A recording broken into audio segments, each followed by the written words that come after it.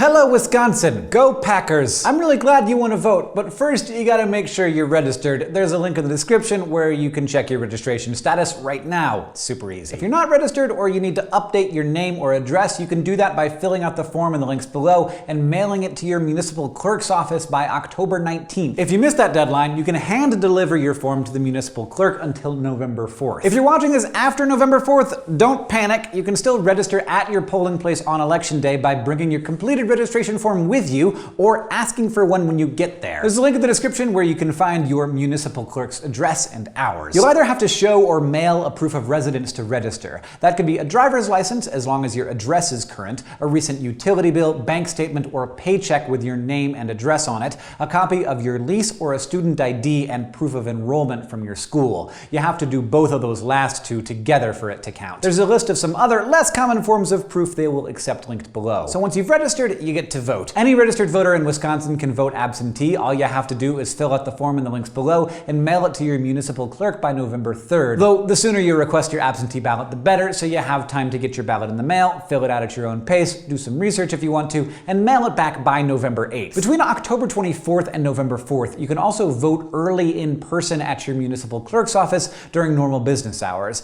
Check the link below to find your clerk's address and early voting hours. If you're planning on voting in person on November 8th, you can go to the polls from 7 a.m. to 8 p.m. There's a link below that will tell you where you need to go to vote. You'll need to bring a photo ID with you, like a Wisconsin driver's license or state ID, military or tribal ID or passport, or a student ID from a college or university in Wisconsin, as long as you also have a document from your school that proves you are enrolled there. If you don't have any of those forms of ID, you can get a free voter ID at any DMV office. There's a link below with more information on how to get one. You can also use the same website you used to check your registration and find your polling place to look at a sample ballot that tells you everything you'll be able to vote for this election. You don't have to vote for every single item on the ballot. You can leave things blank if you want to, but local elections can be very important, so it's worth checking out what's on there ahead of time, doing a little bit of research. You can even print that sample ballot out, fill it out, and bring it to the polls with you so you don't forget how you want to vote. All the links you need to check your registration, vote early, find your polling location, and get your sample ballot are in the description. Thank you for voting.